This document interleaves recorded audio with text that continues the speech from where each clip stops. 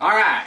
So we are in Torah portion Tetsaveh, Exodus 27:20 through 30:10. So not a very long portion, but I was kind of shocked and surprised at how much stuff is kind of packed into this.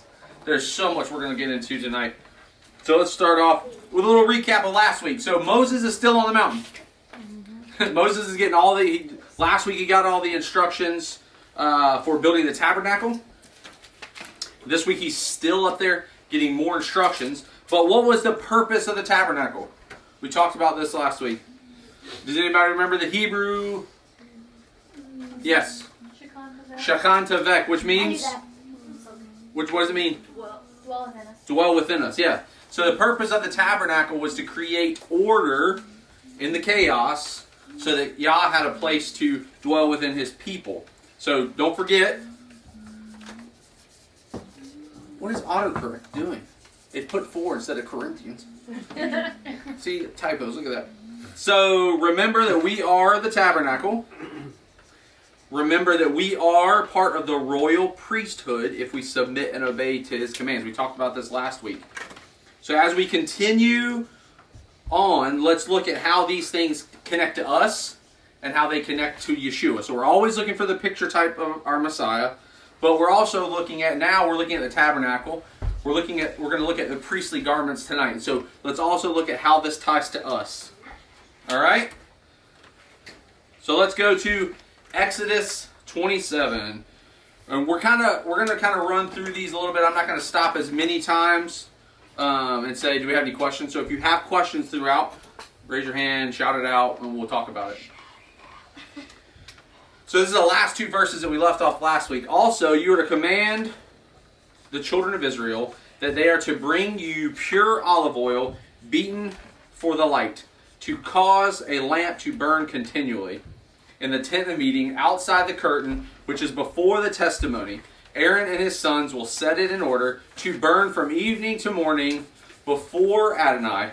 It will be a statute forever throughout their generations on behalf of Bnei Israel, the children of Israel. So who brought the oil? Whose responsibility was it to bring the oil? Sons of Israel? Yeah, the children of Israel. It was all of the encampment. It was the entire nation. It was their responsibility. Where does oil come from? Olives. What is it? The pressing. The pressing.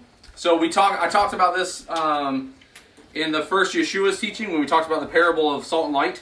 We talked about the light. We talked about the oil and the process that the fruit has to go through to become oil. If you missed that, check it out on YouTube because there's some really neat things in the process. And what we did in that teaching was we took the modern way of making olive oil and we compared it to the things that happen in our life. So it's a really neat parallel though. So how are you responding to the hard times in your life? Just kind of threw this question out there. This is what the oil comes from the pressing. The oil comes from the times that are hard in our life. And it's interesting, I thought, that it says pure oil. They brought pure olive oil. One of the parts of the process, again, go watch the other teaching, is that there was different filtering that had to take place. There was part of the processing that took out the impurities, and then there's another part of the process that takes out the natural things in it that don't need to be there. So that's definitely one you're going to watch to understand more about oil. So continuing on, let's go jump over to 28. That's the last 2 of 27. Bring your brother Aaron near with his sons from among the children of Israel, so they may minister to me as Kohanim, or priests. Aaron and his sons, Nadab, Abihu, Eleazar, and Ithamar. You are to make holy garments for your brother Aaron, for splendor and for beauty. I love this because these were garments that gave them honor. They weren't just normal everyday garments. They were identified by them, right? So when anyone saw them, they knew that they were priests, right? So let's put that back on ourselves. When people see you, do they know who you represent? Are you wearing something on your countenance that says you belong to Yah. You are to speak to all who are skilled, whom I have filled with a spirit of artistry, to make Aaron's garments for consecrating him, so that he may minister to me as a Cohen or a priest. Does anybody have a different translation? Does anybody have ESV where it says filled with a spirit? Of skill. A skill. I think I've seen some translations say of wisdom. So here we're seeing this, they are skilled. But I like how it says they were filled with a spirit. Because we're always taught that the Spirit didn't come until the New Testament. But here we see that these people are being filled with the Spirit. What stood out to me the most, though, which I thought was interesting, is this word filled. Any English people, do we know what tense that word is? What tense? Erica, that's you. English. Past? Where are we? Past tense. Yeah. Right? It's past. Where is Moses? On the mountain. On the mountain. So he's not with these people yet. But these people are already filled with the Spirit. So Yah had prepared them for this moment before now. So they've already been prepared. He's already filled them with the Spirit for what he's about to tell them he's going to do. I just remember reading this in the past and being taught this and thinking, oh, well, they needed to do this job. So in that moment, Yah filled them with the Spirit. But they were already filled while Moses was on the mountain. So this is already taken. So Yah's prepared them. It made me think of the scripture, for such a time as this. Mm-hmm. So we've already been prepared for what Yah is going to do in the future. These are the garments that they are to make. A breastplate, an ephod, a robe, a tunic of checkered work, a turban, and a sash.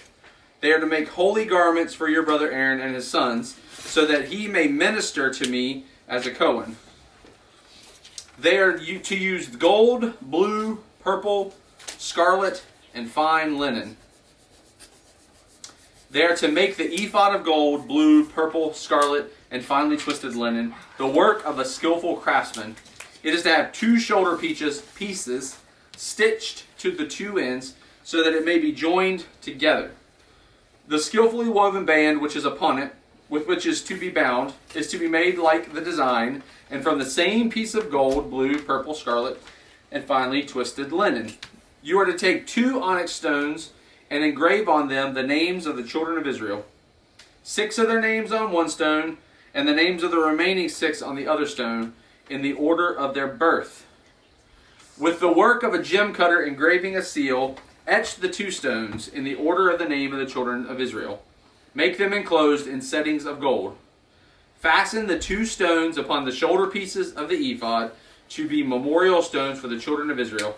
So Aaron is to bear their names before Adonai on his 2 shoulders as a reminder. Fashion filigree settings of gold, along with 2 chains of pure gold of braided work, and you will attach the chains to the filigree settings. So just so we have an idea of what we're looking at, this is kind of this is from the Temple Institute, and the Temple Institute has done like insane amount of research on all of the descriptions and all of the things. You can actually, if you go to their website, they talk about the altar, they talk about all these things in the temple. So this is so what we're talking about right now is the ephod, the undercoat.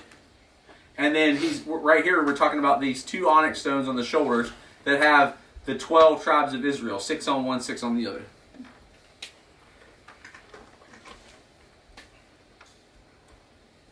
Make a breastplate of judgment, the work of a skillful craftsman.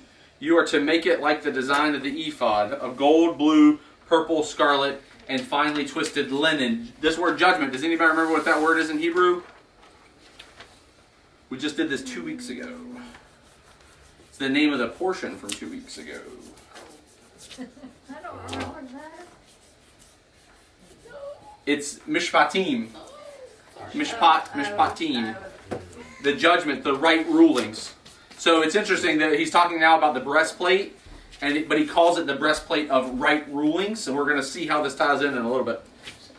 It is to be square and doubled over, a span in length and a span in width. A span, so I've heard some people say that a span was from the heel of your hand to the tip of your middle finger. but that is actually the hand breadth. The span is like your wingspan. It's from pinky to thumb, from what I've studied out.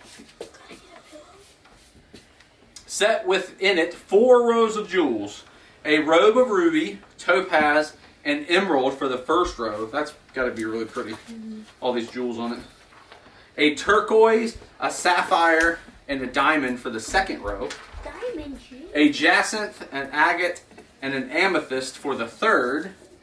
And a beryl, and an onyx, and a jasper for the fourth row. So 12 unique precious stones. They are to be enclosed in gold filigree settings.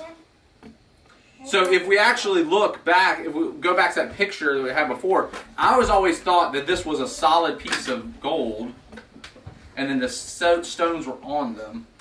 But from what I've studied out, the whole thing was actually fabric, and then each one had its own individual gold setting, almost like a ring holds the stone. It would have each had its own little setting where it's set. The stones are to be engraved in the order of the names of the children of Israel, 12 according to their names, like the etchings of a signet seal, one corresponding to each name of the 12 tribes. Also you are to make upon the breastplate braided chains of wreathed work from pure gold, forged on the breastplate 2 rings of gold, and fasten the 2 rings on the 2 ends of the breastplate. Then attach the 2 wreathed chains of gold on the 2 rings at the end of the breastplate. The other 2 ends of the chains you are to place on the 2 settings and put them on the shoulder pieces of the ephod in front. So you are to make 2 rings of gold and put them on the 2 ends of the breastplate, on the edge of it that is toward the inner side of the ephod. Also make 2 gold rings and place them on the shoulder pieces of the ephod, underneath, in the front, close to where it is joined above the artfully woven band of the ephod.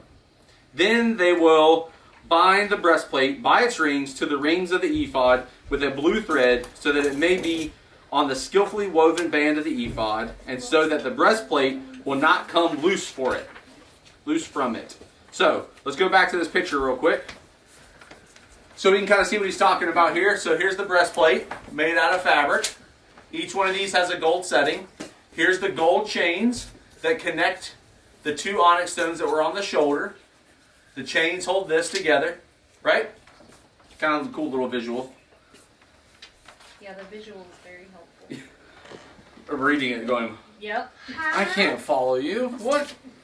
Glad y'all understood. I've got it pulled up over here as you're talking about it. I'm like, Oh, yeah. There you go. there it is. Yep. Right there. All right. So, you're probably like, okay, what does all this, why does all this matter? Well, let's go down a rabbit hole, shall we? Yes. Anybody want to go down a rabbit hole? You ready to go down a rabbit hole? Now, before we go down this rabbit hole, let me make a disclaimer. I don't have all the answers, but the rabbit hole that we're going to go down, I believe, is going to show us a pattern that we can chew on for a while, look at, and see some things in it. All right? So there's some things that I do know about this rabbit hole, and there's other things that are going to be left a mystery. Excuse you, sir. All right. So let's go. Here we go. Ezekiel 28. And when I started reading this, it led me down another rabbit hole, which led me down a rabbit hole, and I was like, this is phenomenal. It's phenomenal. All right? Actually, it was more like, how could anyone think the Bible was cool? Yeah. All right. So we just talked about all the stones, right? So Ezekiel 28. Ezekiel 28. So we just talked about all these different stones, right? The 12 stones. So let's read. Now, the word of Adonai came to me saying, Son of man, lift up a lament for the king of Tyre. Say to him, Thus says Adonai Elohim, you were the seal of perfection, full of wisdom, and perfect in beauty. And we're going to see who he's talking about here in a minute. Verse 13, you were in Eden, the garden of God. Every precious stone was your covering. Ruby, topaz and diamond, beryl, onyx, jasper, sapphire, turquoise, and emerald. Your settings and your sockets a workmanship of gold. In the day you were created, they were prepared. You were an anointed guardian cherub. I placed you on the holy mountain of God. You walked among the stones of fire. You were perfect in your ways from the day that you were created until unrighteousness was found in you. By the abundance of your trade, they filled you with violence. So you have sinned. So I threw you out as a profane thing from the mountain of God. I made you vanish, guardian cherub, from among the stones of fire. Your heart was exalted because of your beauty. You corrupted your wisdom because of your splendor. I threw you down to the earth. Before kings, I set you up as a spectacle. Who is this talking about? Lucifer? Lucifer. I believe there's arguments for different things that it could be. Who else was in the garden? Who else was cast down from heaven? You know, Yeshua said, I saw Satan fall like lightning. Huh. So if we back it up, he was covered with these stones. Now, interesting thing. Did anybody count the number of stones? 12. There's 12 stones originally. There's only 9 stones here. So there's 3 stones. It's interesting that there's 3 stones missing, but all of the 3 stones that are missing are all the 3rd row of the priest's breastplate. It's not random. It's the 3rd row of the stones is the 3 stones that Lucifer did not have on him. Why? Yes, the jacinth, the agate, and the amethyst were on row 3. I neither. So, just a little interesting little thing right there. What I was thinking as I was studying this is that the stones show Yah's complete plan for his creation, and Hasatan did not have his complete plan. Lucifer didn't have the complete plan within him. So it was elements missing. Is each stone is for each tribe? Correct. So what are the 3 that are missing? So that no one knows for 100% certainty which stones or which tribe. Because it says that the stones were set in the order of the tribes of Israel. It doesn't say in birth order, and all through Scripture there's different orders. So Moses would have known the order, but we don't. There's conjecture and people that think they figured it out, but there's absolutely zero way to know 100% exactly which ones. So there's theories. There's a lot of different theories as to which ones, and I'm not going to go into all the theories because it's all just theory. But they are. It's interesting. No matter how you look at it, if you try to do it by birth order, there's different orders you can try to do it in, and it all winds up being like, that's a big piece of the puzzle that Hasatan didn't have on him. But another interesting thing is that in the Hebrew, the word jacinth, agate, and amethyst, the 3 stones that are missing here, the 3 stones in that 3rd row, it's the only time in Scripture that they're mentioned is here in Exodus. It's the only time. Only time in the Hebrew. Now we're going to see something else in a second, but it's the only time in the Old Testament that those 3 words are used. I looked it up trying to find it elsewhere, and it's not there. So, let's keep going. Let's find some more patterns. Right? Let's go to Revelation 21. Oh boy. And this was like, this was mind-blowing right here. Mind-blowing. When I was like, I've read Revelation 21 before. How did I not ever connect these things before? Alright, verse 10. Then he carried me away in the Ruach to a great and high mountain, and he showed me the holy city Jerusalem coming down out of heaven from God, having the glory of God, her radiance like a most precious stone, like a jasper, sparkling like crystal. She had a great high wall with 12 gates, remember 12, and above the gates were 12 angels. On the gates were inscribed the names of the 12 tribes of Israel. So how many gates? 12. How many stones on the breastplate? 12. What was inscribed on both? The names of the tribes of Israel. The names of the tribes of Israel. Verse 13, 3 gates on the east, 3 gates to the north, 3 gates on the south, and 3 gates on the west. How were the tribes positioned around the tabernacle? Same. Exactly the same. 3 to the north, 3 to the west, 3 to the east, 3 to the south. And the wall of the city had 12 foundations, and on them the 12 names of the 12 emissaries or apostles or disciples of the I Lamb. never thought about that. There's 12 So, apostles. yeah. So the tribes are engraved on the gates at the top. The 12 disciples, names are engraved on the foundation. I believe this is a picture type that you have to have Torah and Yeshua. Torah and Yeshua are needed because they're both in the city. This is a picture of Torah and Yeshua working together. Spirit and truth. Spirit and truth. Verse 15, the angel speaking with me had a gold measuring rod to measure the city and its gates and walls. The city is laid out as a square, its length the same as its width. He measured the city with the rod, 12,000 stadia. Its length and width and height are equal. 12,000 stadia is actually equal to roughly 1,400 miles. That's really good. Yeah. And long. He also measured its walls 144 cubits by human measurement, which is also an angel's measurement. Hold on. The material of the city's wall was jasper, while the city was pure gold, clear as glass. Now check this out. The foundations of the city's walls were decorated with every kind of precious stone. The first foundation was jasper, the second sapphire, the third chalcedony, the fourth emerald, the fifth sardonyx, the sixth carnelian, the seventh yellow topaz, the eighth beryl, the ninth topaz, the 10th, whatever that is. Chrysoprase. Yes, chrysoprase. The 11th jacinth, the 12th amethyst. Now remember, we read it in Hebrew now, we're reading in Greek. So there's going to be some slight differences. But you see, there's 12. What's the 12th one? Amethyst. That was the 12th one before. Jacinth was in that same. And the 12 gates were 12 pearls.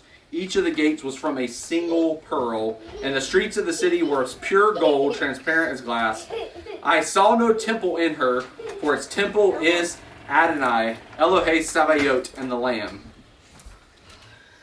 And the city had no need for the sun or the moon to shine on it, for the glory of God lights it up. And the lamp is the Lamb. What did we just talk about? In the tabernacle. What's in not the Holy of Holies, but in the holy place? The lamp, the menorah. The lamp is the Lamb. Yes? What's a cubit? A cubit is a measurement from your elbow to here. From the tip of your finger. The nations shall walk by its light, and the kings of the earth bring their glory into it. Its gates shall never be shut by day, for there shall be no night there. And they shall bring into it the glory and honor of the nations. And nothing unholy shall ever enter it, nor anything doing what is detestable or false, but only those written in the book of life. The pattern here is very, very clear. I mean, I don't know how I've ever missed this. I mean, the last 2 books of Revelation I always thought were like the coolest books of Revelation. And I don't know how I ever missed this part. But, yes, I thought that was my fun little rabbit hole I went down. Well, I like it. You can see the connection from all the way across. Yes, absolutely. All right, let's keep going to the Torah portion. Any questions before we keep going? I know that was a fun little rabbit hole, and we've got more to come. So, Just that what you studied about earlier is they can't come to an agreement on who it is and what it means. And oh yeah, absolutely. All right, let's keep going. Exodus 28, verse 29. Aaron will bear the names of the children of Israel in the breastplate of judgment on his heart whenever he enters the holy place, as a continual memorial before Adonai. Also put the Urim and the Thummim, which the breastplate within the breastplate of judgment, so they will be on Aaron's heart when he goes in before Adonai. Aaron will bear the judgment of the children of Israel on his heart before Adonai continually. So this word Urim, in the Hebrew it's actually Harim, and it means, the root is or. Does anybody remember what or is? Light. Yes. So this word, the Urim, it literally translates as light.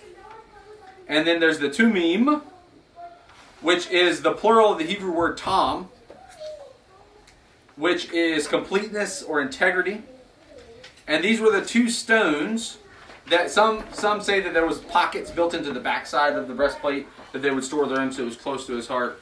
And there's actually thought that these were used to answer yes or no questions, like casting lots. There's also when we get closer to Yom Kippur and the scapegoat, there was a thought that these were used to decide which goat was sacrificed and which goat was let go. So they would reach into a jar, and grab one, whichever it was yes or no.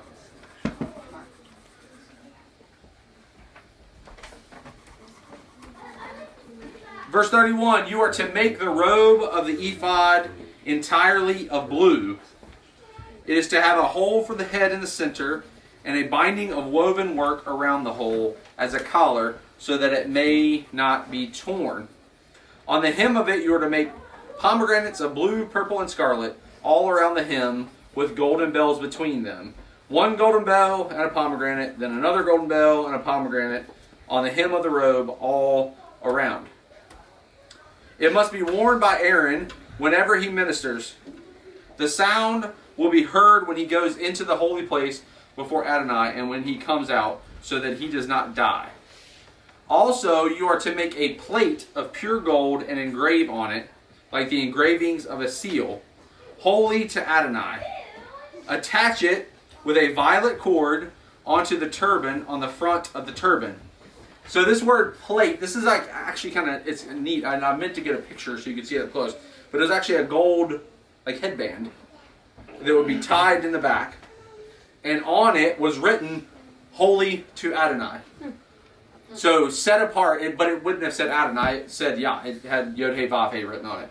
So it would have said Kadosh, Yod He Vav He. So holy to Yah. What's interesting is this word plate. So the root of this word plate is actually zit. Very good. Very good. Now, this word violet is actually blue. So here it's translated violet, but the actual color is blue. So the plate, the zit, is being held on with a blue cord, which, does anybody know what Numbers 15:38 talks about? Langston. You just said it. He was like, He's more excited I didn't before. do it. I don't have trouble with him. Talks. It's zeets. So that's what this is. This is kind of pointing to, alluding to the zeetsies, right? Because what are these for? Remembering what? Your covenant. The covenant. It's remembering to be set apart. And what is holy mean in Hebrew? Set apart. So on the band was written, set apart to Yah, held on by a blue cord. Held on by a blue cord. Set apart. So it all points to the tzitzits. Verse 38, so it will rest on Aaron's forehead, so that Aaron will bear away the iniquity committed regarding the holy things, which Bnei Israel set apart as all their holy gifts. It is to always be on his forehead, so that they may have favor before Adonai. So I thought it was interesting here. So that Aaron will bear away the iniquity. To bear away the iniquity. So that took me to 1 Peter 2:24. He himself, who are we talking about here? Christ. Yeshua, yep. Bore our sins in his body on the tree, so that we, removed from sins, might live for righteousness. By his wounds we were healed. And then Isaiah 53. Surely he has borne our griefs and carried our pains, yet we esteemed him stricken, struck by God, and afflicted. But he was pierced because of our transgressions, crushed because of our iniquities. The chastisement of our shalom, our peace, was upon him, and by his stripes we are healed. So, I got one more. Deuteronomy 6:8. I thought of this too, because we're talking about the band. Tie them on your hand as a sign. Put them as a front headband around your forehead. So we're seeing all this. So we see the high priest bore the iniquities of the priesthood. Yeshua bears our iniquities, bore our iniquities on the cross. Verse 39, you are to weave the tunic in checkered work of fine linen. Make a turban of fine linen and make a sash, the work of a color weaver. For Aaron's sons you are to make tunics, sashes, and headwear for them, for splendor and for beauty. Put them on Aaron your brother and on his son with him, and anoint them, consecrate them, and sanctify them, so they may minister to me as Kohanim, or priests. You are to make linen undergarments for them, to cover the skin of their nakedness, from the hips to the thighs. They are to be worn by Aaron and his sons when they go into the tent of meeting, or when they approach the altar to minister in the holy place, so they do not become subject to guilt and die. It is to be a statute forever to him and to his offspring after him. What's a thigh? Thigh. That's your thigh. So, let's look at this. So the priests had to wear the right garments in order to approach Yah. Right? Had holy underwear. They did. So, we just talked about this earlier, but we are priests. We are the temple. We are priests. We are a generation of priests, right? So the question you have to ask yourself then is, do you have on the right garments to approach Yah?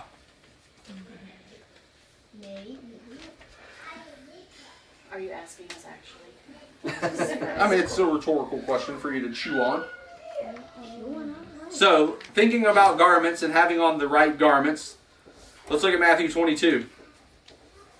But when the king came in to look over the guests, he saw a man there who wasn't dressed in wedding clothes. Friend, he said to him, how did you get in here without wedding clothes? But the man was silent. Then the king said to his servants, tie him up hand and foot and throw him into outer darkness. In that place will be weeping and gnashing of teeth, for many are called, but few are chosen. So this man didn't have the right garments on to be at the wedding. What I thought was interesting, and this is a parable, and this is one of the parables that we're going to get into in the Yeshua series, but I thought it was very interesting that he still called the person friend. He still said, friend, why don't you have wedding clothes on? How did you get in here without wedding clothes? Why do you not have wedding clothes on? So, there's a lot of things in this that we could take hours to unpackage. But he says, tie him hand and foot and throw him into outer darkness. Because he didn't have the right clothes on. And he was at the wedding feast. Does that go back to your thoughts on like that you're sad because you missed out and you could be at the wedding and now you're outside? I'm not sure what you're talking about. We talked about this the other week. What part are you talking about? This parable. Correct. I'm not unpackaging all of that right now. But yeah. So there's a tie from the garments that we have on, and this pointing at a wedding feast that's going to happen. Parable. We'll get into that. But there is. Well, let's continue on. Let's look at this. So we see a couple different things when it comes to these garments. We're going to tie garments into a couple different things. One, we're going to look at works of the flesh versus works of the Spirit. So in Galatians 5, this is Paul, and he says, now the deeds of the flesh are clear. Sexual immorality, impurity, indecency, idolatry, witchcraft, hostility, strife, jealousy, self-ambition, dissension, envy, drunkenness, and things like these. I'm warning you just as I warned you before, that those who do such things will not inherit God's kingdom. So those are works of the flesh. Now let's look at works of the Spirit. Ezekiel 36, moreover, I will give you a new heart, and if you've been here in this group for very much longer, you should have this verse memorized. I will put a new spirit within you. I will remove the stony heart from your flesh and give you a heart of flesh. I will put my ruach within you. Then I will cause you to walk in my laws, so you will keep my rulings and do them. And then, and if we keep going in Galatians 5, but the fruit of the Spirit, the fruit of the Ruach, is love, joy, peace, patience, kindness, goodness, faithfulness, gentleness, and self-control. Against such things there is no law.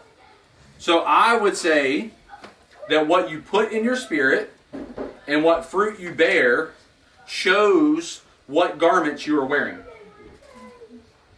So what you're putting in and what's coming out of you is a direct representation of the quote-unquote garments that you have on.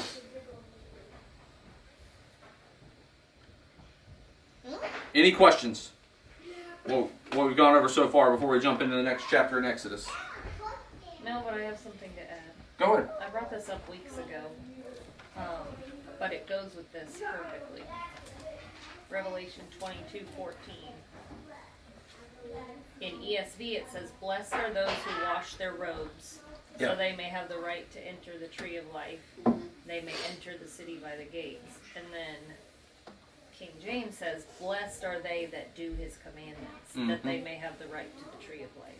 So depending on your translation, it's wash your robes or do the commandments. Do the commandments. So there's definitely a correlation in what garments we're wearing. It just backs all that. Yep. What garments we're wearing. Yep. And what's coming out of us. Are we obedient to the commands? That shows that we're wearing garments of righteousness. Absolutely. Thank you for bringing that up. I forgot about that that translation thing we found a few weeks ago. All right, let's keep going. Exodus 29. Now this is what you are to do to consecrate them. So we've already looked at the building of the tabernacle. We've looked at the creating of the garments for the priests. Now we're looking at what we have to do for the consecration. Take 1 young bull and 2 rams without blemish, along with matzah, cakes of matzah mixed with oil, and matzah wafers spread with oil.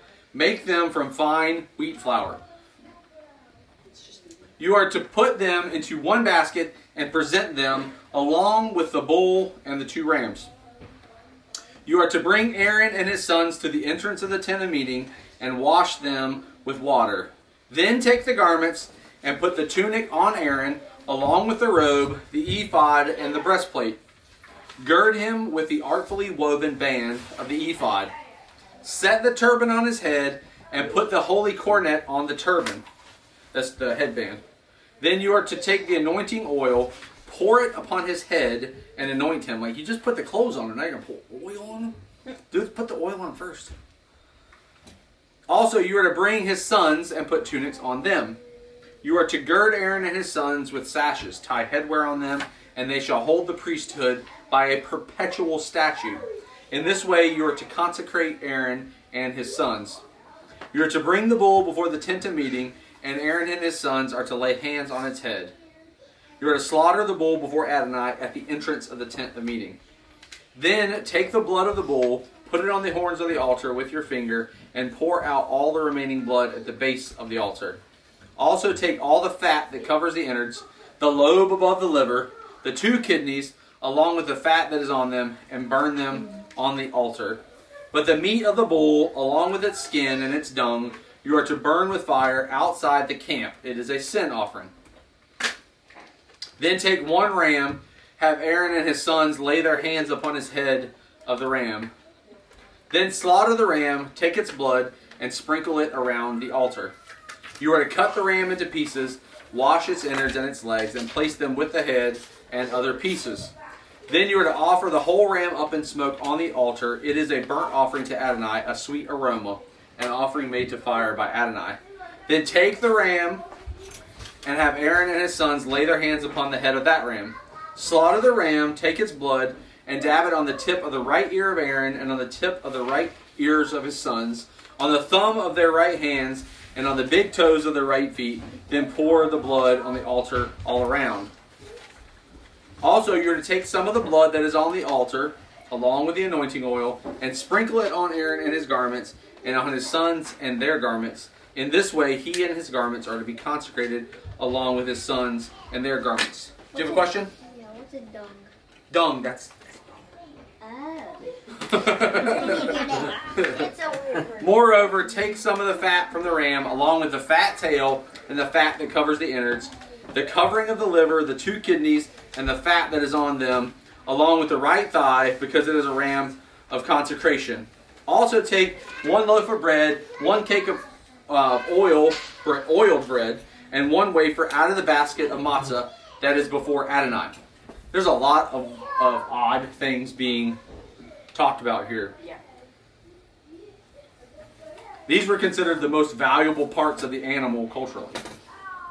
So like they would have been the sought after part, kind of like in herd, like in packs, like wolves, lions, coyotes, things like that. When they hunt in packs, the alpha male will always get the liver.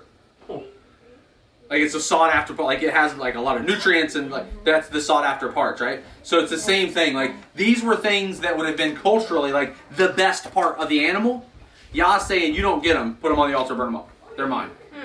I want the best. That makes sense. I want to know about Yeah. the blood on Aaron's ear and. Oh, okay, yeah.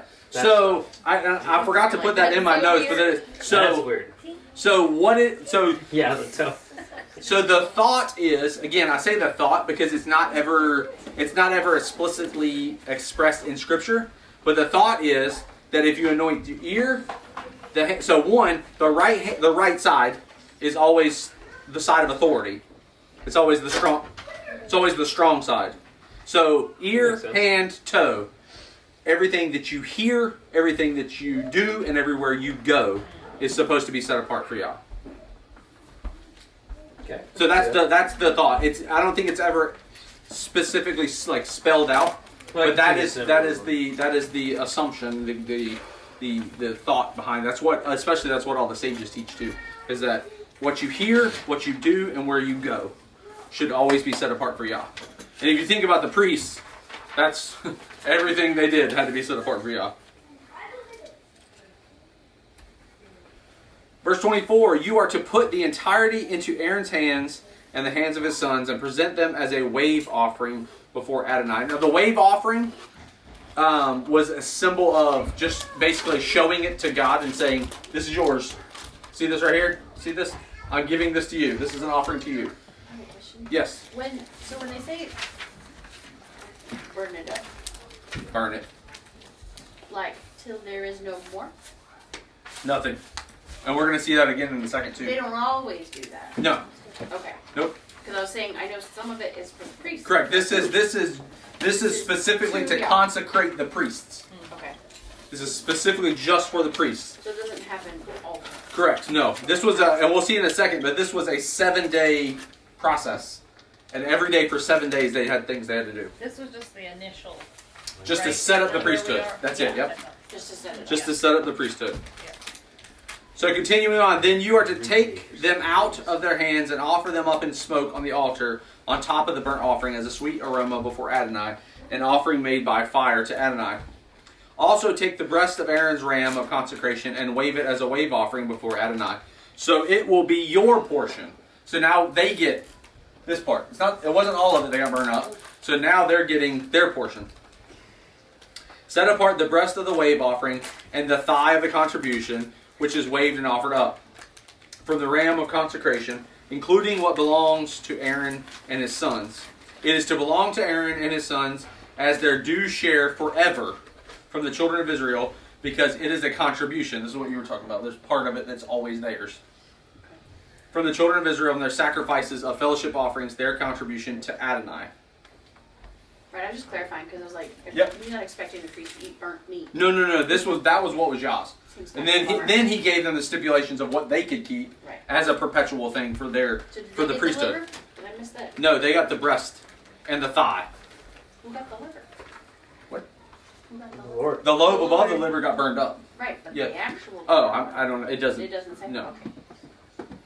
The holy garments of Aaron are to pass to his sons after him, to be anointed in them and to be consecrated in them. The son that succeeds him as Cohen, who comes into the tent of meeting to minister in the holy place, is to put them on for 7 days. You are to take the ram of consecration and boil its meat in a holy place. Aaron and his sons are to eat the meat of the ram and the bread that is in the basket at the entrance of the tent of meeting. They are to eat those things with which atonement was made to consecrate and to sanctify them, but a layman is not to eat them because they are holy. If some of the meat of consecration or the bread remains until morning, does this sound familiar? You are to burn the remainder with fire. It shall not be eaten because it is holy. What is this? Yeah. Like Passover. Passover. Well, yeah, the manna wasn't allowed to remain over till morning, but the Passover specifically, whatever was left of the lamb, they had to burn it up. They weren't allowed to leave it because it was holy. They also didn't have refrigerators. So. Do for Aaron and his sons everything according to what I have commanded you. Consecrate them for 7 days. Each day you are to offer a bull as a sin offering, apart from the other offerings of atonement. Also, purify the altar when you make atonement for it, and anoint it in order to sanctify it. You are to make atonement for the altar for 7 days, and so sanctify it. The altar will be most holy, and whatever touches it will become holy.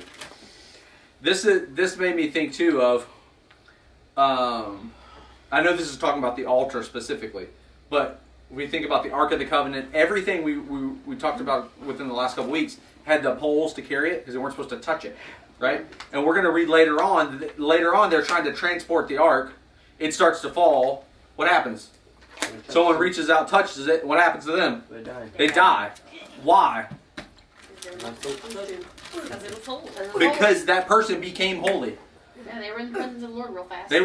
They became holy. So God's like, nope, you're mine. You touched it. You became instantly holy. So much so that clearly your body couldn't handle it. Now this is what you are to offer upon the altar: 2 one-year-old lambs each day continually. You are to offer 1 lamb in the morning and the other lamb at dusk. Offer along with the first lamb 1/10 of an ephah of fine flour, that's a tongue twister, mixed with 1/4 of a hin of beaten oil, and 1/4 of a hin of wine as a drink offering. The other lamb you are to offer at dusk, like the grain offering and drink offering of the morning, as a sweet aroma and offering made by fire to Adonai. It is to be a continual burnt offering throughout your generations at the entrance of the tent of meeting before Adonai. There I will meet with you to speak with you there. I will meet with the children of Israel there, so it will be sanctified by my glory. So I will sanctify the tent of meeting and the altar. I will also sanctify Aaron and his sons to minister to me as Kohanim. So I will dwell among the children of Israel and be their God. What is that in Hebrew? Tetsaveh. Then they will know that I am Adonai their God, who brought them forth out of the land of Egypt, so that I may Tetsaveh them. I am Adonai their God. So let's look at this pattern that we just read about of consecrating the priests. Please, because it's really hard. Please, to 'cause it's focus real with all weird. the animals. So there's a few things that's going on here, and there's some of the details that are just details, and there's some of the things that are gonna, again, what are we looking for? We're looking for patterns. So the first thing that happened was that they were washed. It says that they were washed in water, right? Mm-hmm. Then they clothed them. They got their heavenly garments. They were anointed with oil. And then there was a sacrifice that took place, right? Mm-hmm. So if you're already kind of on the same page with me, you probably already know where we're going with this.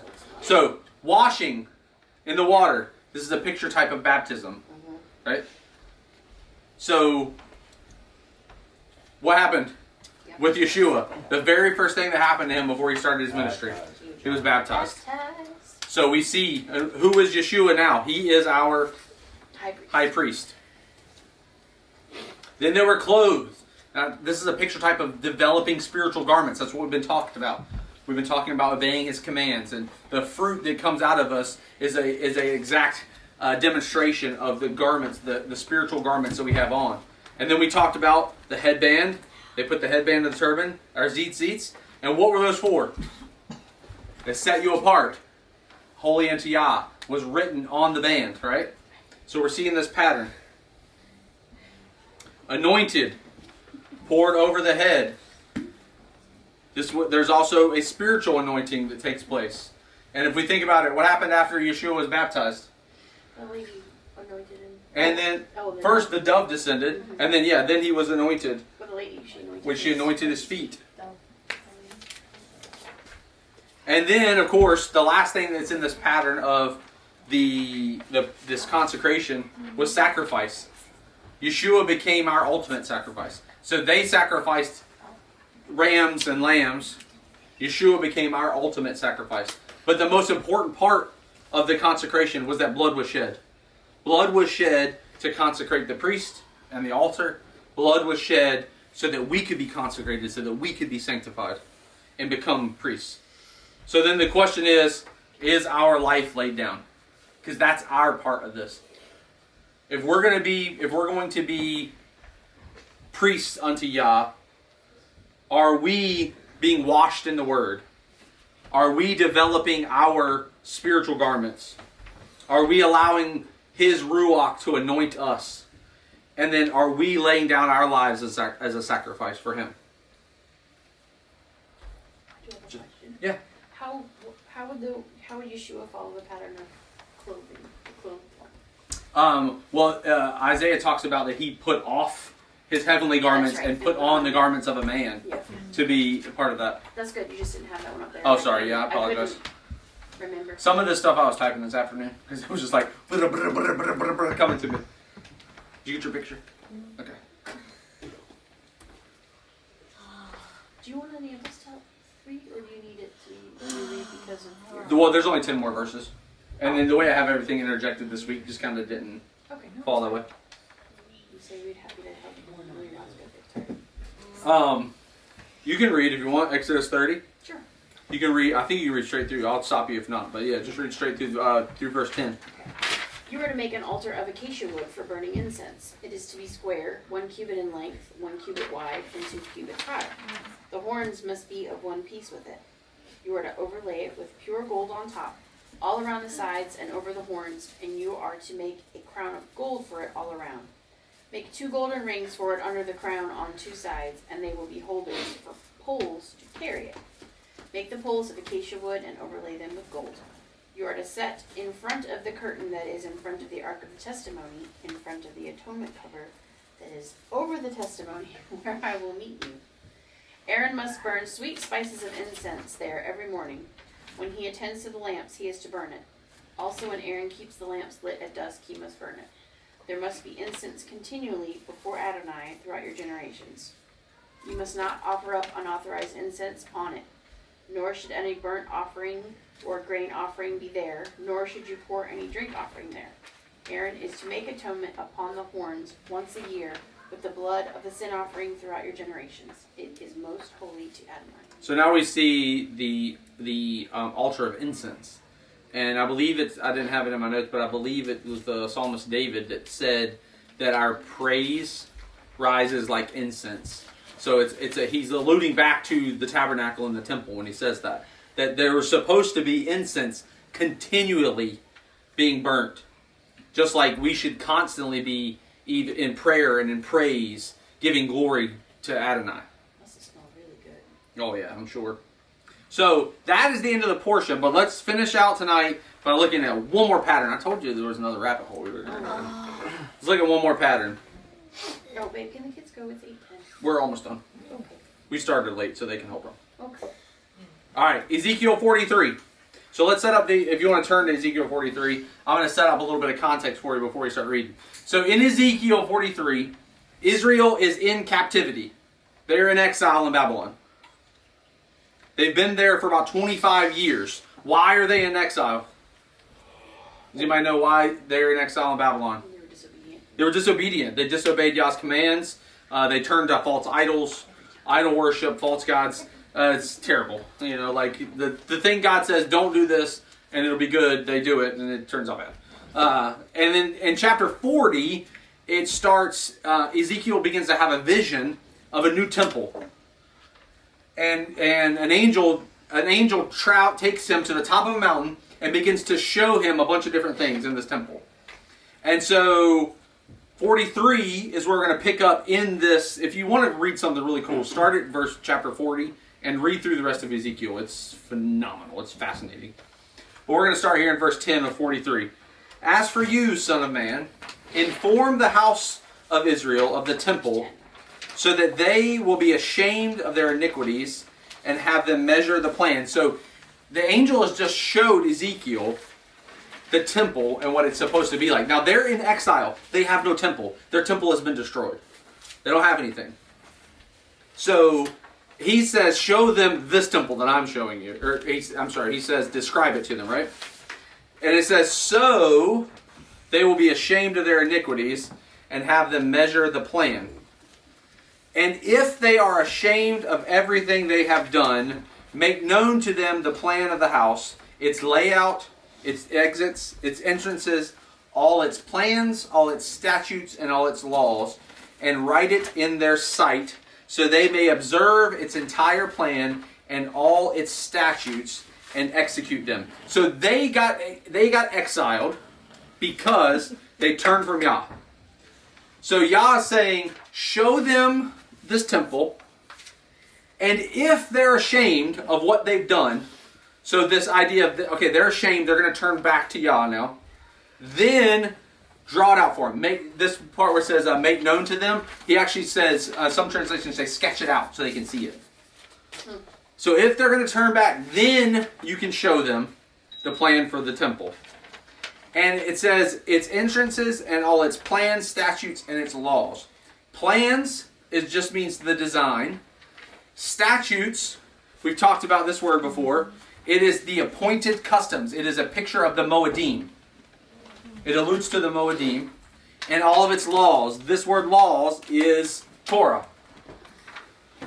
So he's showing them, he said, okay, look, if you're going to turn back to me, I'm going to give you the design, I'm going to give you my appointed times, and I'm going to give you my Torah. I'm going to give it back to you so you can keep it. Right here. So that they may observe its entire plan. Anybody want to guess what this word observe is? In the Hebrew? You don't have to know the actual Hebrew or what it means. To observe. To do? To keep. Yeah. Just like they were told to keep the garden, to guard it. It means to guard it. So he's saying, if you'll turn back to me, I'll give this to you so you can keep it again, so you can guard it again, so you can take care of it. And execute them, do them. We know what that means. So continuing on, verse 12, this is the law, the Torah of the house. Its entire area on the top of the mountain all around shall be most holy. Behold, it is the Torah of the house. Then, if you keep reading the chapter, then Yah gives the measurements to Ezekiel. He gives him the rest of it. But if we skip down, after he gives him all the measurements, so he says, okay, if you'll do this, I'll give it back to you. Then he goes through the process of, almost like he's doing with Moses. He's telling him all the measurements. He's giving him the specifics. Then we get down into verse 27, and he says this. When they have completed the days from the 8th day and onward. So wait a second. When they have completed the days, and then it says from the 8th day, what did we just talk about? How long did it take to consecrate the priests? 7 days. 7 days. When they've completed the days, from the 8th day onward, the priest will make burnt offerings upon the altar, as well as your fellowship offerings. Then I will accept you. It is a declaration of Adonai. Now this word accept, a primitive root to be pleased with, specifically to satisfy a debt. So he says here, if you'll do this, then the priest can make the burnt offerings, then I will satisfy your debt. They turned from him. They owed him a debt. So he said, I will satisfy your debt. So, Yah tells them, once they get done with this, they do the burnt offerings, that he will satisfy their debt. But we have Yeshua to satisfy our debt now. Right? Hebrews 10:10 says, by his will we have been made holy through the offering of the body of Messiah Yeshua once and for all. So if we don't have this debt, Yeshua has satisfied our debt, does that mean we don't really need to pay attention to this anymore? So Hebrews 9:14 says, how much more will the blood of Christ, who through the eternal Spirit offered himself without blemish to God, purified our conscience from dead works to the living God. And I think it's interesting that it says from dead works. It doesn't say from works. It doesn't say he's going to purify our conscience from having to do works. It says from dead works. It's not just about check boxes. It's not just about doing these things so that we can tick the next thing off. It's about doing things in the Spirit. Like we talked about earlier, letting the Spirit guide us back to His Torah, guiding us in those ways so that we do the good works and serve the living God. So, now I wrote this in my notes. Now that the price is paid, it should push us to set up our temple all the more. So what are you doing to set yourself apart and become holy unto Yah? Leave you with a cliffhanger, make you think the rest of the night. So think about that. This doesn't, Yeshua's sacrifice doesn't take us off the hook.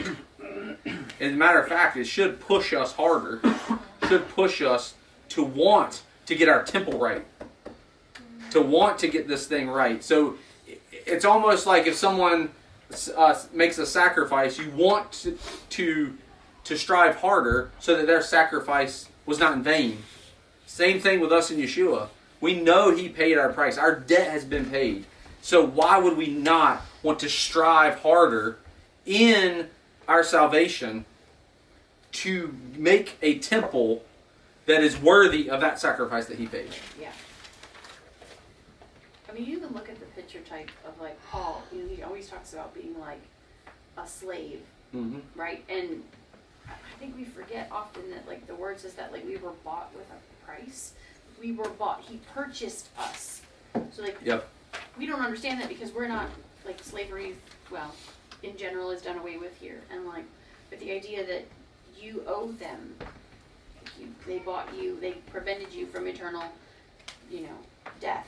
And so it just seems like a natural. It makes more sense that way when you look at it as he literally owns you. Yeah. So that is Torah portion Tetsaveh. Next week we're going to continue and we're going to get. We only got a couple more weeks left in Exodus and move on to my favorite book. So, anyways, all right. Any questions, kids? Y'all can.